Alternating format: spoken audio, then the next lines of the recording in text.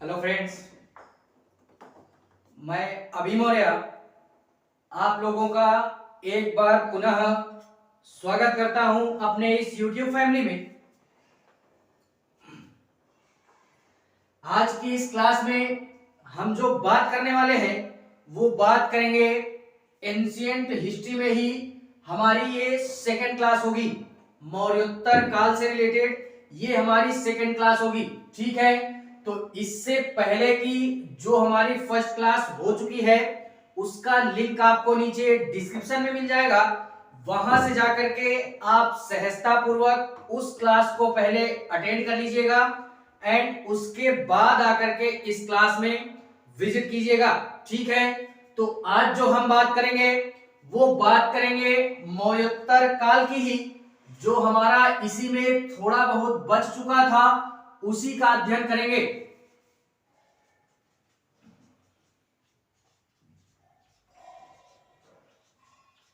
मौर्योत्तर काल के बाद में इसमें यार थोड़ा सा हम रिवीजन मोड में लेते हैं कि इससे पहले की क्लास में हम लोगों ने क्या अध्ययन किया था।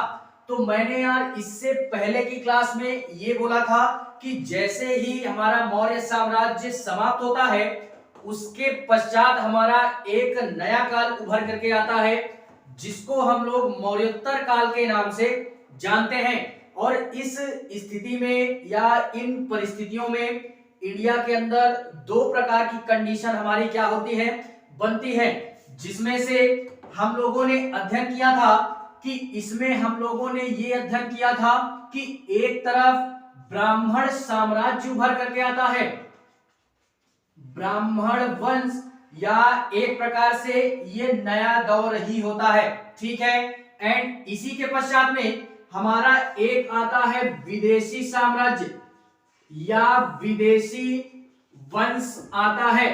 तो ये दो प्रकार की कंडीशनें हमको देखने के लिए मिल जाती हैं। इसके अंतर्गत हम लोगों ने जो अध्ययन किया था ब्राह्मण के अंतर्गत, वो सबसे पहला वंश था शुंग वंश का, एंड शुंग वंश के पश्चात में इसी में हमारा आता है पहलव वंश,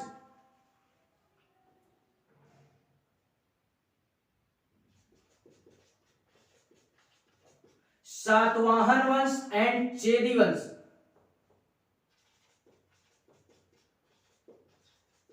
चेदी वंश का अध्ययन हम लोग क्या कर चुके हैं। एंड इसी के पश्चात में जो हमें आज अध्ययन करना है विदेशी साम्राज्य के अंतर्गत, वो हम बात करेंगे किसकी, इसी में हम पहला जो अध्ययन करेंगे वो अध्ययन करेंगे हिंद यूनानी शासकों का अध्ययन करेंगे।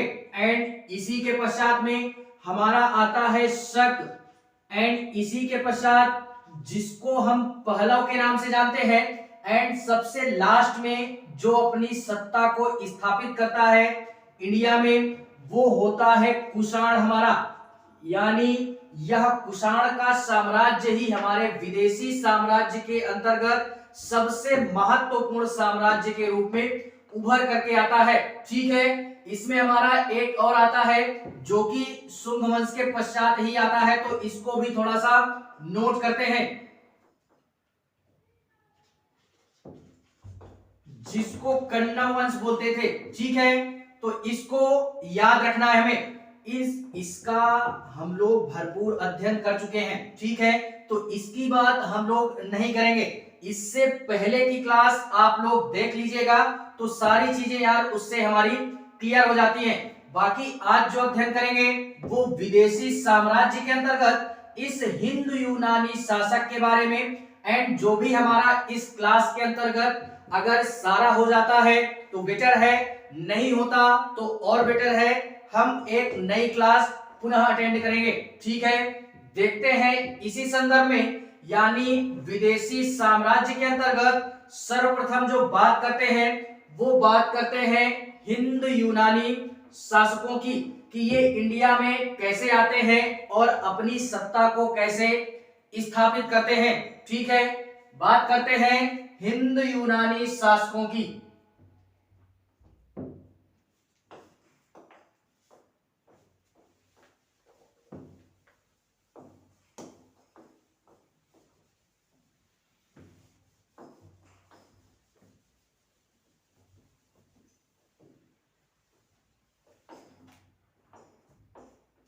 देखते हैं इसी में, जो मैं पहली बात करूंगा वो बात करूंगा हिंद यूनानी,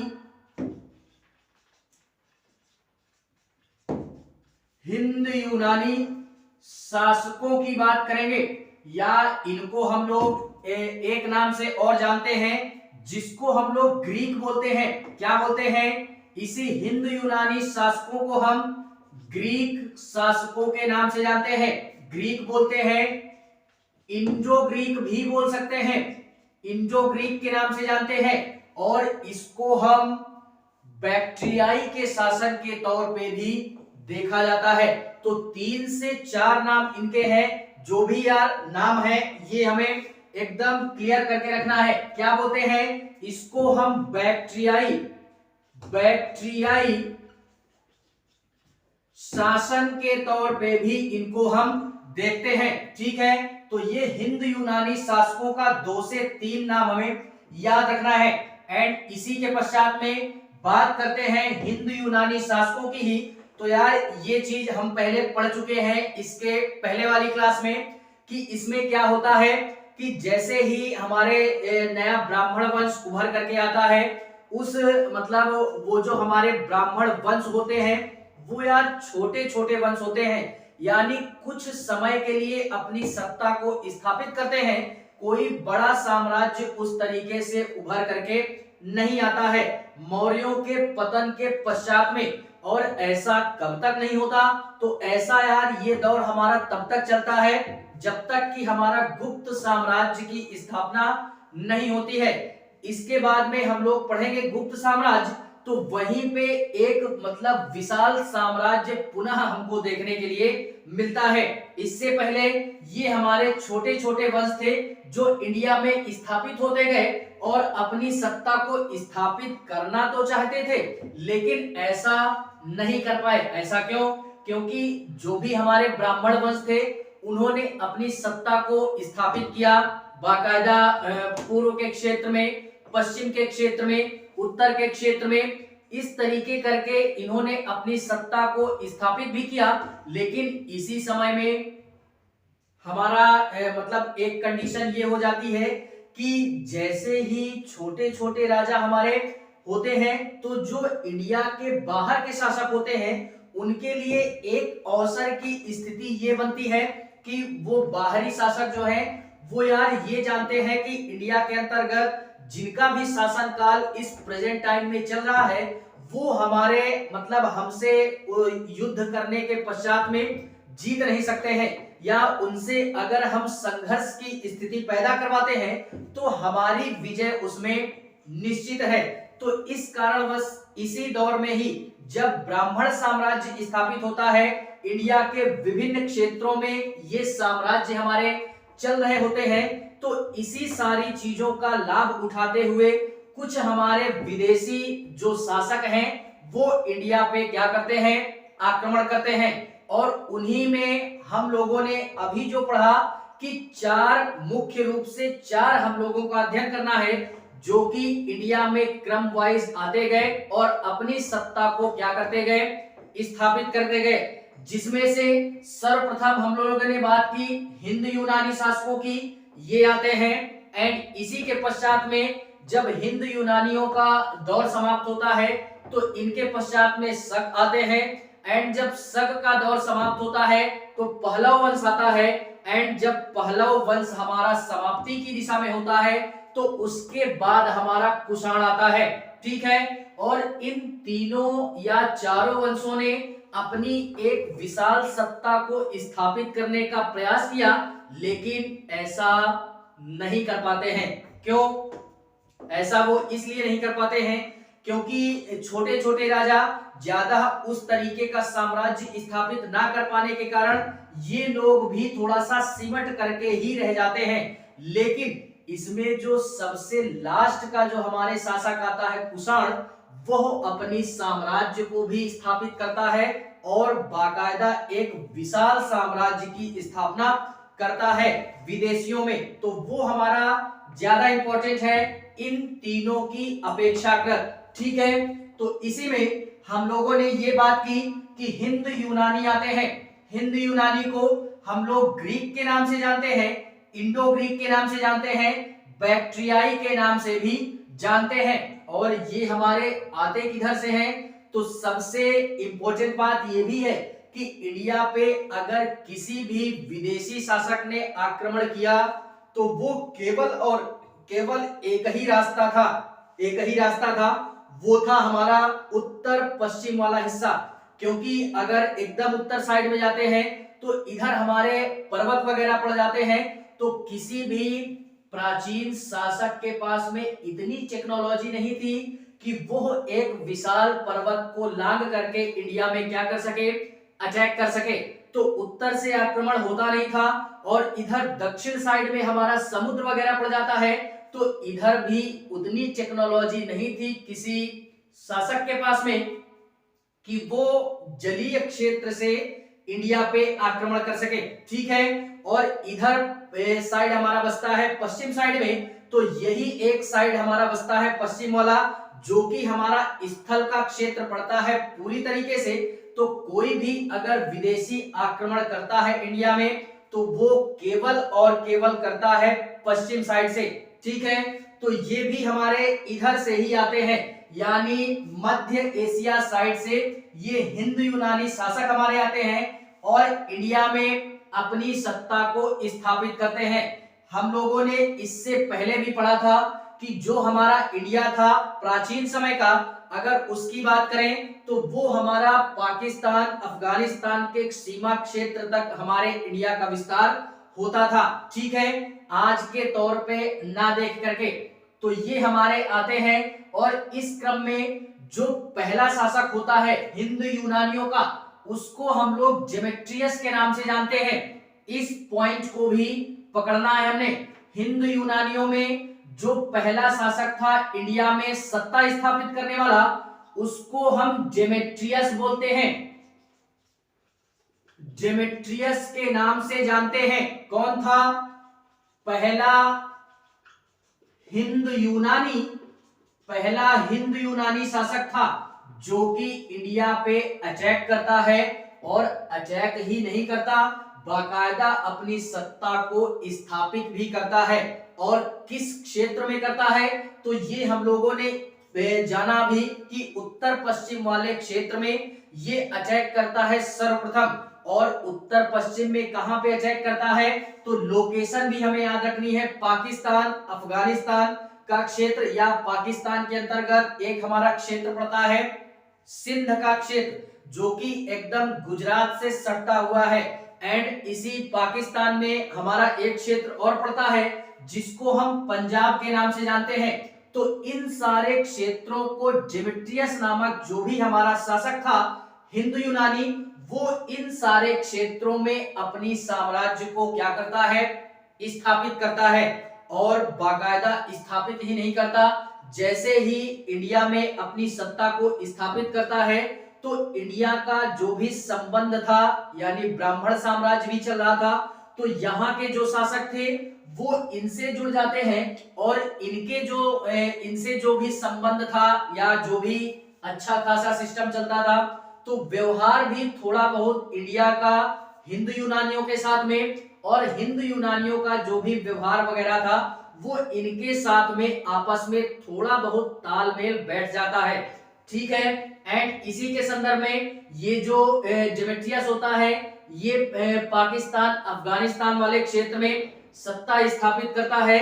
स्थापित करने के क्रम में ये अपनी एक नई राजधानी भी बनाता है जिसको हम लोग साकल के नाम से जानते हैं।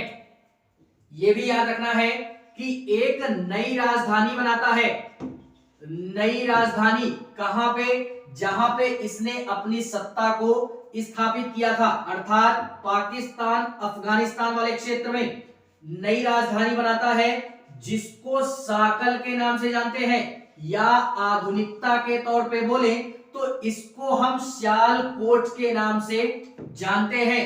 इस सियालकोट वाले क्षेत्र को ये जो भी हमारा मतलब डेमेट्रियस था ये यहाँ पे अपनी राजधानी को स्थापित करता है। ठीक है, तो इस तरीके धीरे धीरे करके इंडिया का जो भी सारा सिस्टम था या जो लगाव था वो हिंद यूनानियों के साथ में और जो हिंदू यूनानियों का लगाव था वो इंडिया वालों के साथ में थोड़ा बहुत इन दोनों में तालमेल बैठ जाता है, ठीक है। एंड इन्हीं के संदर्भ में और बात करें तो डेमेट्रियस के पश्चात में शासन करने के लिए एक शासक हमारा और आता है जो कि हिंद यूनानियों का सबसे महत्वपूर्ण और एक वीर योद्धा के तौर पे हम उसको जानते हैं, या एक बहादुर शासक की संज्ञा भी हम उसको दे सकते हैं, जो कि हिंद यूनानियों का सबसे महत्वपूर्ण शासक होता है, जिसको हम मिनांडर के नाम से जानते हैं। इससे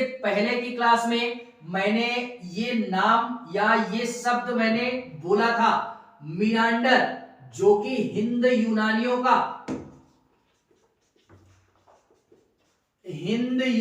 का सबसे महत्वपूर्ण शासक था या एक वीर योद्धा की संज्ञा भी इसको इतिहासकार देते हैं, जिसको हम लोग मिनांडर बोलते हैं। मिनांडर बड़ा ही खतरनाक शासक था। ये मतलब हिंदू यूनानियों का क्या होता है, इसका जो शासन काल होता है इसको भी थोड़ा सा याद रखेंगे। ये 165 ईस्वी से लेकर के 145 ईस्वी पूर्व तक ये क्या करता है, शासन करता है। 145 ईसा पूर्व तक क्या करता है, शासन करता है। ये चीज हमें याद रखनी है। एंड इसी के पश्चात में ये अपने शासन काल के दौरान ऐसे कई सारे कार्य करता है जो कि मतलब इंडिया में जो भी इतिहास लिखा गया वो मिनांडर का नाम इतिहास में आज भी लिया जाता है, क्योंकि काफी महत्वपूर्ण शासक था, ठीक है।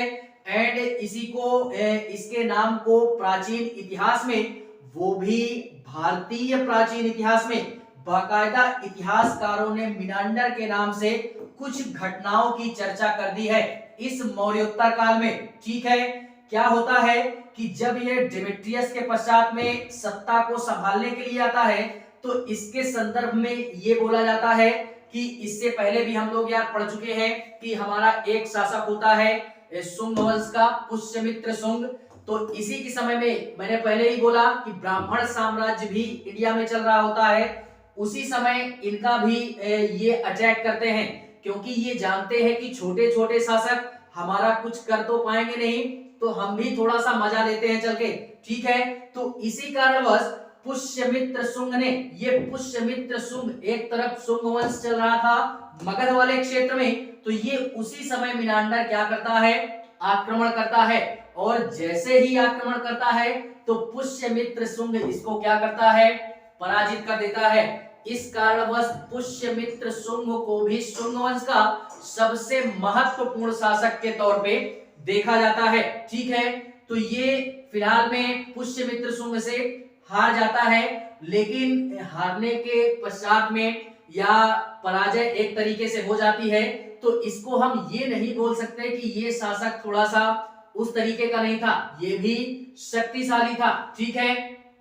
मिनांडर जो था ये भी शक्तिशाली था। एंड इसी के संदर्भ में और बात करें तो ये जो मिनांडर होता है, जैसे ही इंडिया में आता है तो जो भी मिनांडर था ये भी हिंदू यूनानी शासक ही था। तो जैसे ही ये हिंदू यूनानी शासक आते हैं, ये यार अपने साथ में कुछ नई नई चीजें लेकर के आते हैं, जैसे कुछ कलाएं हमारी उनकी अपनी होती हैं, कुछ संस्कृतियां अपनी होती हैं। ये उन सारी चीजों को बाकायदा अपने साथ लेकर के आते हैं। अब साथ लाने से तात्पर्य ये है कि जैसे ही वो लोग आते हैं तो उनके साथ में कुछ उनकी कल्चर, आर्ट्स वगैरह उन्हीं के साथ में आता है।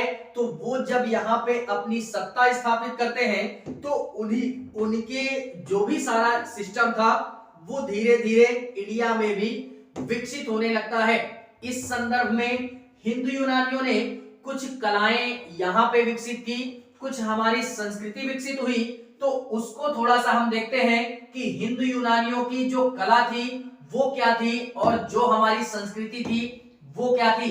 तो इसके संदर्भ में ये बोला जाता है कि जैसे ही हिंदू यूनानी आते हैं तो कुछ कलाओं का विकास होता है जो कि भारत में काफी अच्छा प्रभाव इसका देखने के लिए मिल जाता है। अच्छा से क्या तात्पर्य है, मेरा ये शब्द पकड़ना है, ठीक है। अच्छा से तात्पर्य ये है कि इनके समय में, मिनांडर के समय में या हिंद यूनानियों के समय में हमारा सिक्कों का निर्माण होना स्टार्ट हो चुका था। इससे पहले भी हम लोग पढ़ चुके हैं सिक्कों के संदर्भ में, ठीक है। तो सिक्कों का निर्माण होना शुरू हो गया था। तो इन लोगों ने, हिंद यूनानियों ने जो सिक्के मतलब छपवाए अपने समय में, या जो निर्मित करवाए सिक्के, वो सोने के सिक्के थे। इसको भी याद रखना है कि हिंद यूनानियों के द्वारा जो सिक्कों का निर्माण करवाया गया,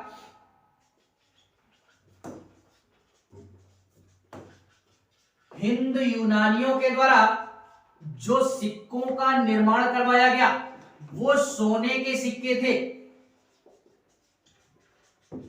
सिक्कों का जो निर्माण हुआ वो सोने के सिक्के थे, और सर्वप्रथम सोने के सिक्कों का निर्माण का प्रचलन जो भी है वो यहीं से स्टार्ट होता है।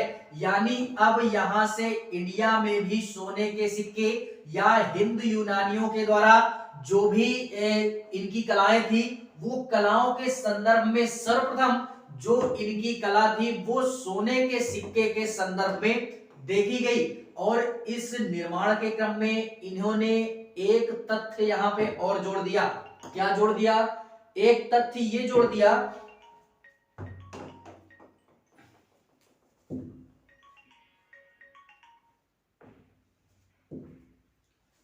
एक तथ्य यहां पे ये जोड़ दिया। क्या जोड़ा? तथ्य ये जोड़ा सिक्कों के संदर्भ में कि जो सिक्के हमारे इस समय छापे गए वो आज भी टकसाल से ही छापे जाते हैं, या उनका निर्माण टकसाल से आज भी होता है, और प्राचीन समय में भी टकसाल से ही होता था, ठीक है।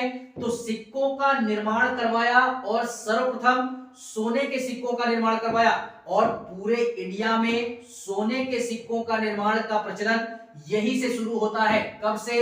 हिंद यूनानियों के समय से, ठीक है। तो इसको भी याद रखना है। एंड इन्हीं के संदर्भ में, इन्हीं के संदर्भ में ये भी बोला गया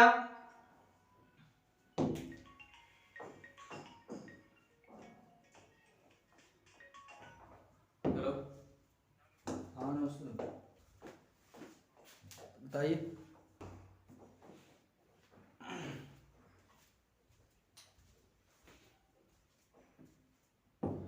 देखते हैं यार इसी में कि हम लोगों ने जो बात की थी वो बात क्या की थी कि सिक्कों का प्रचलन यहां से क्या हो जाता है, स्टार्ट हो जाता है। इन्हीं के संदर्भ में, हिंद यूनानियों के संदर्भ में क्या होता है कि एक तथ्य यहां से हिंद यूनानियों ने जोड़ दिया। क्या जोड़ा? उन्होंने ये जोड़ा कि सिक्कों का प्रचलन तो हो गया, ये हम लोगों ने देखा, लेकिन यहां से एक तथ्य ये जोड़ा गया कि यहां से उन सिक्कों पर तारीखों का प्रचलन जरूर कर दिया गया। यानी अभी तक जो सिक्के निर्मित होते थे उनमें बाकायदा तारीखों का वर्णन नहीं होता था, और इन्होंने तारीखों को भी वर्णित किया। एंड एक साइड में तारीख वर्णित किया, एंड दूसरी साइड में जिस राजा के या जिस शासक के शासनकाल में इन सिक्कों का निर्माण होता था, तो उस राजा का नाम भी बाकायदा सिक्के में छपवाया जाने लगा, या उस राजा का चित्र भी क्या किया जाने लगा, छपवाया जाने लगा, ठीक है। क्या होता है इसी में कि यार हम लोगों ने देखा कि मतलब सिक्कों का प्रचलन भी होता है, एक तरफ तारीखों का वर्णन, एंड दूसरी तरफ हमारा किस राजा के शासनकाल में इन सिक्कों को निर्मित किया गया उसका नाम दर्ज करवाया जाता था, एंड नाम दर्ज करवाने के संदर्भ में उस राजा का चित्र भी उस सिक्के पर क्या किया जाता था, यानी निर्मित करवाया जाने लगा। तो यह प्रचलन भी हमको हिंद यूनानियों शासकों के संदर्भ में देखने के लिए मिल जाती है, जो कि ये ऐसा सिस्टम करने वाला सर्वप्रथम हमारा साम्राज्य देखने के लिए मिल जाता है, ठीक है। और इसी के संदर्भ में यार जैसे ही ये सारा सिस्टम होता है, तभी से जो भी हमारा इतिहास लिखने का साक्ष्य है वो थोड़ा सा आसान हो जाने लगा। ऐसा क्यों? क्योंकि पहले जो चीजें हो जाती थी उसके साक्ष्य हमको बहुत कम मिलते थे पुरातत्वविदों को, क्योंकि यार कुछ चीजें, बहुत सारी ऐसी चीजें थी जो कि प्राचीन समय की होती थी, अगर वो कहीं पे भी दब गई या मिट्टी में दब गई या कुछ भी हो जाता था तो उनमें से अधिकांश जो अवशेष होते थे वो हमारे समाप्त हो जाते थे, काफी दिनों तक मतलब सड़ जाते थे, गल जाते थे, या इसी तरीके करके वो सारे अवशेष समाप्त हो जाते थे।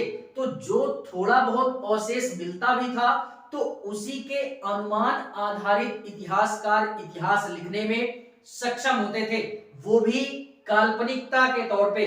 ठीक है, वो लोग केवल और केवल उन सारे अवशेषों को देख करके कल्पना करते थे या अनुमान लगाते थे कि हाँ, प्राचीन समय में इस दौर में ये चीजें अगर हमको प्राप्त हुई है तो ये चीजें रही होंगी। ठीक है, तो ये केवल और केवल पुरातत्वविदों का या इतिहासकारों का केवल और केवल अनुमान होता था, उसी बेस पे प्राचीन का इतिहास हमारे लिखा गया।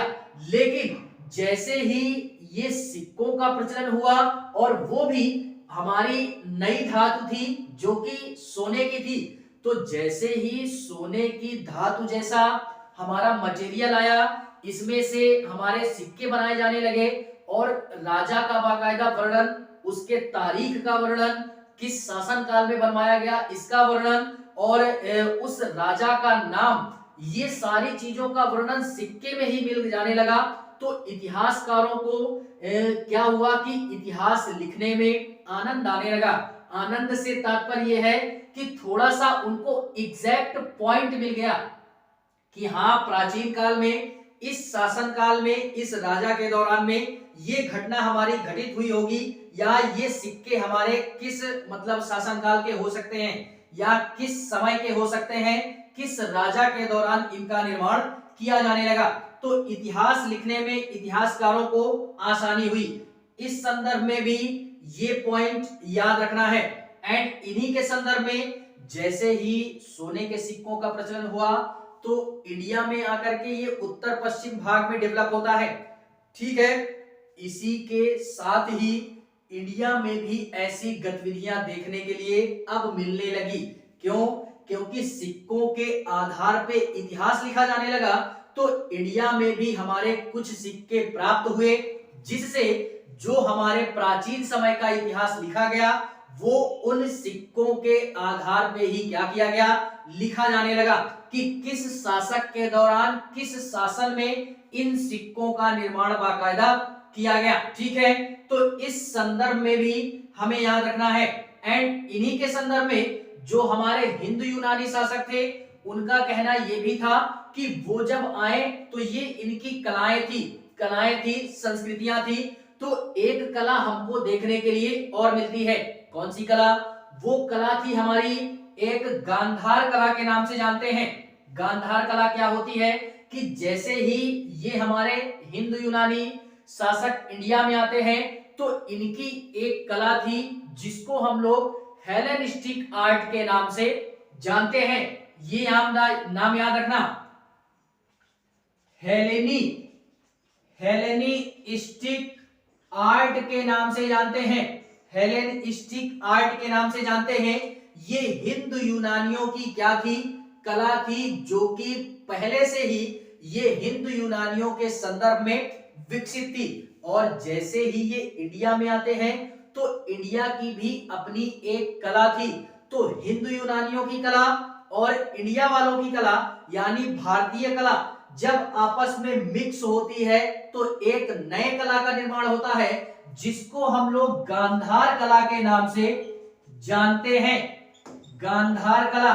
और हम लोगों ने शुरू से प्राचीन समय का जब अध्ययन किया, यानी इस समय जब हम लोग अध्ययन कर रहे थे, तो यार जो भी हमारे बौद्ध धर्म था वो गांधार कला से ही जुड़ा था। गांधार कला से तात्पर्य यह है कि जो भी बौद्ध मूर्तियां बनाई जाती थी वो गांधार कला में ही देखने के लिए मिल जाती थी। ठीक है, तो ये तथ्य भी हमें याद रखना है। गांधार कला विकसित होती है। एंड इसी के संदर्भ में ये जो हमारी गांधार कला विकसित हुई, दोनों के मिलने से विकसित हुई। इसी के पश्चात में एक कला और विकसित हुई। कौन सी? कि इंडिया में भी विकसित होती है, और इंडिया में तभी विकसित होती है जब ये हिंद यूनानी भारत में आते हैं। उसी के पश्चात में उनका कुछ प्रभाव हमको देखने के लिए भारत में मिलता है, और भारत में हमारी एक नई कला का विकास होता है। वो क्या है कि हम लोगों ने देखा होगा कि आज भी वर्तमान में हमारे जैसे नाटक वगैरह होते हैं, तो नाटक मंचों पर पर्दा उठाने की प्रथा और पर्दा गिराने की प्रथा, ये हमारी हिंद यूनानियों की ही देन है, जो आज वर्तमान में भारत में भी विकसित है। ठीक है, तो सर्वप्रथम ये हिंद यूनानियों की देन है, और आज इसको वर्तमान में इंडिया में भी देखा जाता है। ठीक है, तो इतना इस कारणवश ये जितनी भी हमारी कलाएं थी, या हिंद यूनानियों का जो व्यवहार था या जो संबंध था, वो एक अच्छा खासा संबंध भारतीय शासकों के साथ में, और भारतीय शासकों का संबंध या व्यवहार हिंद यूनानियों के साथ में धीरे धीरे विकसित होने लगता है,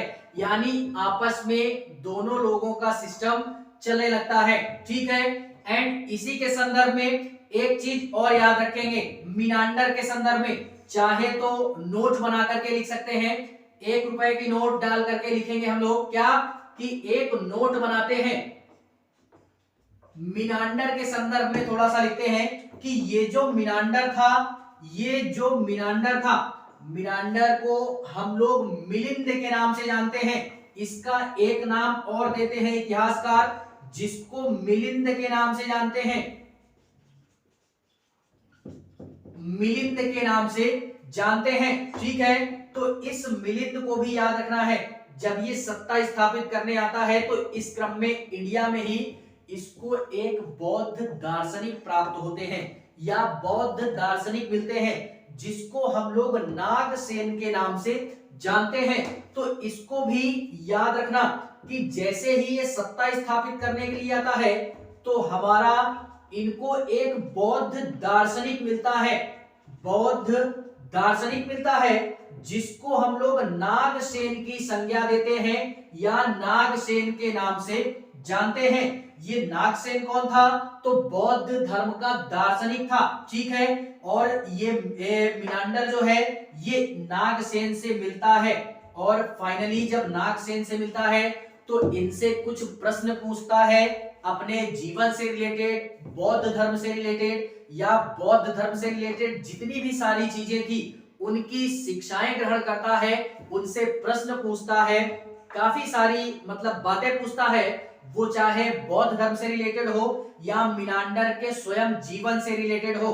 तो नागसेन जो है वो सारे प्रश्नों का उत्तर उनको क्या करते हैं, बड़े ही सूक्ष्म रूप में या बड़े ही बेहतरीन तरीके से देते हैं। तो मीनांडर इनसे काफी प्रभावित होता है, और यहीं से मीनांडर क्या करता है, बौद्ध धर्म को क्या करता है, अपना लेता है। और जैसे ही ये बौद्ध धर्म को अपनाता है, तो इस संबंध में एक पुस्तक भी लिखी गई, इतिहासकारों के द्वारा एक पुस्तक लिखी गई, जिसमें मीनांडर के प्रश्न और नागसेन के उत्तरों का संकलन बाकायदा किया गया है। और ये मतलब इतनी विशाल चर्चा थी दोनों के मध्य में प्रश्न और उत्तरों की, कि इस पे बाकायदा एक पुस्तक लिखी गई, जिसमें मीनांडर के प्रश्नों को और नागसेन के उत्तरों को इसमें संकलित किया गया है। ठीक है, उस पुस्तक का नाम क्या है? तो उसको हम लोग मिलिंद पन्हो के नाम से जानते हैं, मिलिंद पन्हो के नाम से जानते हैं, मिलिंद पन्हो के नाम से जानते हैं। एक प्रकार की बौद्ध ग्रंथ है हमारा, जिसमें इन दोनों के क्वेश्चन और आंसरों का संकलन किया गया है। यहीं से ये हमारा जो मीनांडर है, जो कि हिंद यूनानियों का प्रमुख शासक था, देखते ही देखते बौद्ध धर्म को क्या करता है, अपना लेता है। ठीक है, तो इतनी सारी चीजें हमें इस हिंद यूनानियों के संदर्भ में, जो कि हमारे विदेशी शासक थे, इसको हमें क्या करना है, याद रखना है। ठीक है, तो फाइनली इतना पर्याप्त है। बात करते हैं इसी हिंद यूनानियों के पश्चात में जो हमारा नया वंश आता है, इनकी समाप्ति के पश्चात में, या जो इनके पश्चात में जो हमारा नया क्या बोलते हैं साम्राज्य स्थापित करते हैं इंडिया में, उसको हम लोग शक के नाम से जानते हैं। देखते हैं शकों के संदर्भ में।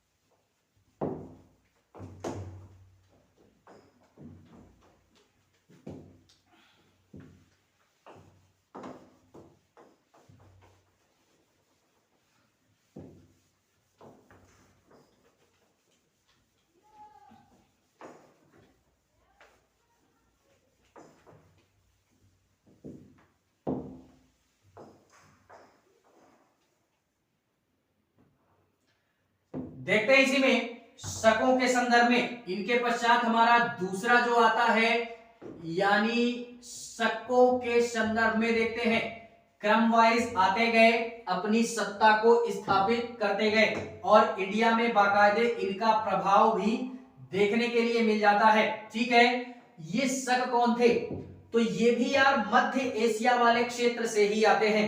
मैंने यार शुरू से ही बोला कि जो भी हम लोग जब से पढ़ रहे हैं, अगर बाहरी अटैक की बात की जाएगी यानी इंडिया के बाहर के शासकों की बात अगर हम लोग करेंगे, या अगर चर्चा हमको कहीं भी मिलती है कि बाहरी शासकों ने इंडिया पे अटैक किया, तो हमारे माइंड में एक ही मैप छपना चाहिए, वो है उत्तर पश्चिम का। केवल यही एक ऐसा मतलब दिशा थी जहां से जो भी कोई भी शासक हो वो यही से अटैक करता था। ठीक है, क्योंकि यही एक ऐसा क्षेत्र बसता था। ठीक है, तो ये भी इसी साइड से आते हैं और यह एक प्रकार की जनजाति थी। शक क्या थी? यह एक प्रकार की जनजाति थी जो कि भारत में कैसे आते हैं, तो ये चारागाह की खोज में आते हैं। ये कोई फिलहाल में उस तरीके अटैक करने के उद्देश्य से कि इंडिया में जाएंगे, वहां पे सत्ता स्थापित करेंगे या जो भी सारा सिस्टम है, इस उद्देश्य से इनका प्रवेश इंडिया में नहीं होता है। वो केवल और केवल गलती से हो जाता है कि ये लोग घूमते फिरते चारागाह की खोज में इधर उधर भटकते हुए ये इंडिया में प्रवेश कर जाते हैं और इंडिया में प्रवेश करते हैं, वो भी मध्य एशिया वाले क्षेत्र से ही प्रवेश करते हैं। और जब ये प्रवेश करते हैं तो ये काफी संख्या में होते थे, काफी संख्या में होते थे। तो इन्होंने अपना एक ग्रुप बनाया, यानी छोटे छोटे लोगों का। देखा कि आगे चल के इतना विशाल हमारे साम्राज्य है, इंडिया जैसा एक इतना मतलब विशाल क्षेत्र है, यहाँ पे जाकर के अगर एक ही जगह पे रहेंगे तो थोड़ा सा ठीक ना होगा। कुछ कुछ दूरी पर हम लोग अपने अपने कबीलों को स्थापित करते हैं।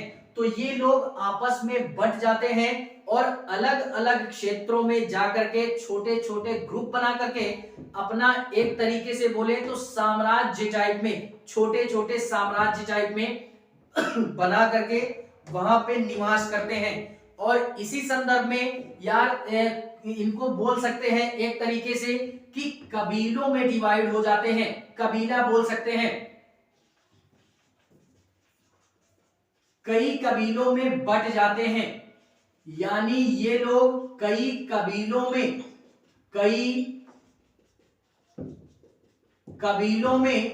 बट जाते हैं। कई कबीलों में बटने से तात्पर्य यह है कि आपस में छोटे छोटे कबीले बना करके अलग अलग क्षेत्रों में बट जाते हैं और शासन करने लगते हैं। या एक तरीके से बोले तो स्थानीय शासन के तौर पे, स्थानीय का मतलब क्या है कि हम लोगों ने पॉलिटी पढ़ा होगा तो वहां पे पंचायतों का अध्ययन किया होगा, जिसको हम लोग स्थानीय पंचायत भी बोल सकते हैं। सबसे छोटा रूप हमारा शासन करने की जो व्यवस्था थी।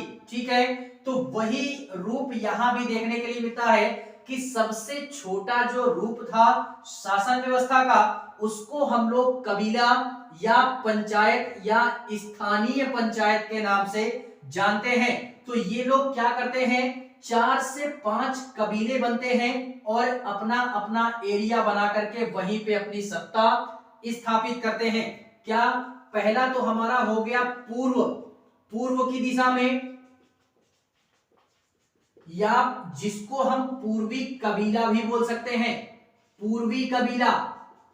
एंड इसी के पश्चात में पूर्वी कबीला के पश्चात में पश्चिम का कबीला, पश्चिम की दिशा में पश्चिमी कबीला, पश्चिमी कबीला एंड इसी के पश्चात में पश्चिम के पश्चात में उत्तर की दिशा में, उत्तर की दिशा में उत्तरी कबीला, उत्तरी कबीला के नाम से भी जानते हैं, ठीक है।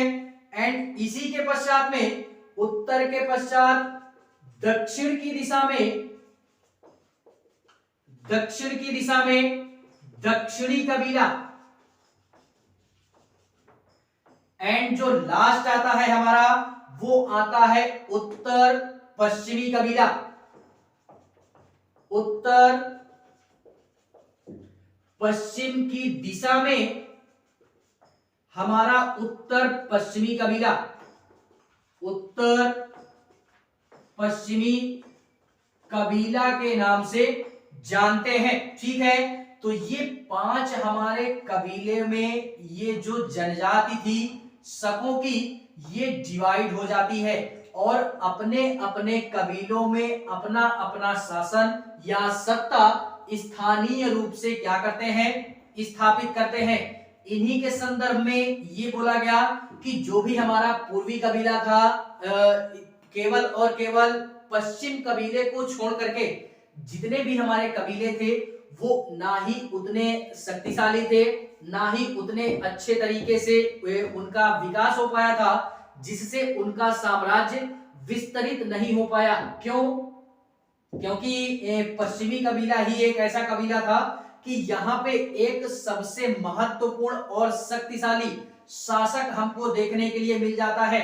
बाकी जो अन्य कबीले थे, पूर्व का कबीला, उत्तर का कबीला, दक्षिण का और उत्तर पश्चिम का, ये उतने शक्तिशाली कबीले नहीं थे, जिस कारणवश इनका विकास देखने के लिए नहीं मिलता है। और बाकायदा इसको मौर्योत्तर काल के अंतर्गत विदेशी साम्राज्यों में इतिहासकारों ने उतनी तवज्जो भी नहीं दी, जिस कारणवश इनका विकास नहीं हो पाया। केवल और केवल वो इतिहासकारों ने एक पश्चिम वाले कबीलों का वर्णन ही ज्यादातर वर्णित किया है। मौर्योत्तर काल के चैप्टर में बाकायदा विदेशी साम्राज्य के अंतर्गत, ठीक है, जिसको हम शक के नाम से जानते हैं। तो पश्चिम का जो कबीला था ये अति महत्वपूर्ण था, इसी कारणवश इस कबीले का वर्णन इतिहासकारों ने बड़े ही बेहतरीन तरीके से किया और ऐसा कर दिया कि यहाँ पे एक शक्तिशाली शासक था हमारा, जिसको हम लोग रुद्रदामन के नाम से जानते हैं। रुद्रदामन, जो कि यहाँ का सबसे शक्तिशाली शासक के तौर पे भी इसको हम जानते हैं, ठीक है। तो जैसे ही पश्चिम से तात्पर्य यही है कि इनका जो कबीला विकसित हुआ वो मध्य प्रदेश वाले साइड में, मध्य प्रदेश, गुजरात का क्षेत्र, गुजरात का ये इस वाले क्षेत्र में पश्चिमी कबीला हमारे विकसित होता है। और रुद्रदामन यहाँ पे क्या करता है, अपनी सत्ता को स्थापित करने का प्रयास करता है। लेकिन ये जैसे ही रुद्रदामन क्या होता है कि अपनी सत्ता को यहाँ पे स्थापित करता है, तो इस सत्ता को स्थापित करने के क्रम में जैसे ही सत्ता स्थापित करता है तो इसी के संदर्भ में यहाँ का एक स्थानीय शासक था हमारा, जो कि ब्राह्मण वंश से था, वो हमारा क्या करता है कि इसको परास्त कर देता है। मध्य प्रदेश उज्जैन वाले क्षेत्र में हमारा एक स्थानीय राजा यानी यहीं का एक शासक था, पार्टिकुलरली वो रुद्रदामन को क्या करता है, परास्त कर देता है। और कब करता है, तो ये 58 बीसी में करता है, 58 बीसी में। ये भी याद रखना है, केवल और केवल 58 बीसी में यह रुद्रदामन को पराजित करता है। फाइनली रुद्रदामन का एक हमको ये नोट कर लेना, इसका शासनकाल 130 ईस्वी से लेकर के 150 ईस्वी तक देखने के लिए मिल जाता है, ठीक है। तो इसी के पहले ही हमारा जैसे ही ये शासन करने आता है तो 58 बीसी में इसको स्थानीय राजा जी पराजित कर देते हैं। और जैसे ही पराजित करता है तो यहाँ का जो राजा था वो क्या हो जाता है, वो यानी पहले के शासक ऐसे थे कि अगर किसी को भी परास्त कर देते थे तो वो अपने आप को बहुत ही गौरवान्वित महसूस करते थे। इस उपलक्ष्य में यहाँ का जो शासक था उसने पराजित करने के संदर्भ में दो कार्य किए। कौन कौन से? एक कार्य उसने ये किया कि अपना नाम चेंज करके उसने विक्रमादित्य नाम रख दिया। विक्रमादित्य नाम रख दिया। ये क्या था? ये एक प्रकार की उपाधि थी। एक प्रकार की उपाधि होती है जो कि अगर कोई भी राजा जीत जाता था तो वो अपने आप को गौरवान्वित महसूस करने के लिए एक उपाधि धारण करता था। तो वही उपाधि हमारे ये उज्जैन का शासक अपने लिए यूज करता है। तो पहला पॉइंट ये नोट करेंगे, विक्रमादित्य। एंड दूसरा कार्य वो ये करता है कि वो एक कैलेंडर चलवाता है। इस कैलेंडर को भी हमें याद रखना है। एक कैलेंडर चलवाता है जिसको हम लोगों ने नाम सुना होगा, जिसको हम लोग विक्रम संवत के नाम से जानते हैं। यह विक्रम संवत नाम का कैलेंडर हमारे कब चलाया गया? ये चलाया गया 58 बीसी में, जब वो रुद्रदामन को क्या करता है? पराजित करता है। तो ये दो कार्य हमारे इस शासक के द्वारा या उस शासक के शासन काल में करवाया गया। यहाँ पे एक पॉइंट नोट करिएगा कि ये जो विक्रम संवत नामक कैलेंडर है ये हमारा 58 साल पहले चलाया गया। 58 साल पहले से तात्पर्य क्या है कि 1 ईस्वी से हमको अगर कैलकुलेट करना होगा तो 1 ईस्वी से हम लोग 58 साल पीछे जाएंगे। तो 1 ईस्वी से 58 साल पीछे अगर जाते हैं तो ये हमारा विक्रम संवत नाम का कैलेंडर हमारा 58 साल पहले 1 ईस्वी से चलाया जाता है। और इसी के पश्चात में ये जो विक्रम संवत नाम का कैलेंडर है ये नेपाल में आज बाकायदा प्रेजेंट टाइम में वहां के अगर कैलेंडर की बात करें तो वहां पे ये नेपाल में विक्रम संवत नाम का कैलेंडर ही चलता है। ये एक प्रकार का राष्ट्रीय पंचांग टाइप होता है, ठीक है। और अगर बात करें इंडिया की तो इंडिया में हमारा ग्रेगोरियन कैलेंडर चलता है जो आज वर्तमान में हम लोग जिसको एक तरीके से बोले शक संवत बोलते हैं ना, अपने यहाँ शक संवत चलता है और जो नेपाल वगैरह में चलता है नेपाल में ही ये केवल चलता है विक्रम संवत, ठीक है। तो अपने यहाँ की जो बात करेंगे वो कुषाण के द्वारा, यानी जो हमारा लास्ट में जो अपनी सत्ता को स्थापित करता है कुषाण करता है, तो वो यार जब जीतता वगैरह है तो वो ग्रेगोरियन कैलेंडर चलाता है। तो फाइनली जब कुषाण का अध्ययन करेंगे तो वहां पे अपने इंडियन कैलेंडर का अध्ययन वहां पे हम करेंगे, ठीक है। तो फिलहाल में ये दो कार्य इस स्थानीय राजा के द्वारा करवाया गया। पहला विक्रमादित्य की उपाधि एंड दूसरा विक्रम संवत नाम का कैलेंडर ये 58 बीसी में चलवाता है, ठीक है। इसको भी हमें याद रखना है। और एक पॉइंट यहाँ पे नोट कर लीजिएगा रुद्रदामन से रिलेटेड कि जैसे ही रुद्रदामन सत्ता में आता है तो एक काम करता है ये कि ये गुजरात वाले क्षेत्र में एक हमारी झील होती है, उस झील का जीर्णोद्धार करवाता है। जीर्णोद्धार से तात्पर्य ये है कि वो जो हमारी झील थी वो मौर्यों के समय में विकसित की गई थी या बनवाई गई थी, जिससे कि उस क्षेत्र में सिंचाई व्यवस्था को सुचारू रूप से चलाया जा सके। लेकिन जैसे ही रुद्रदामन का समय आता है तो इस समय में वो झील जो होती है वो थोड़ा सा अच्छी नहीं हो पाती है, कचरा वगैरह हो जाता है, उसमें पानी नहीं होता है। तो ये उस झील को पुनः मतलब उसका जीर्णोद्धार यानी फिर से एक तरीके से बोले तो साफ सफाई वगैरह करवाता है। तो ये काम ये करवाता है और पुनः उस झील को सिंचाई योग्य बनवाता है अपने शासनकाल में। तो रुद्रदामन से रिलेटेड ये चीज भी हमें याद रखनी है, ठीक है। झील का निर्माण करवाता है, नोट पॉइंट में नोट कर लीजिएगा आप लोग।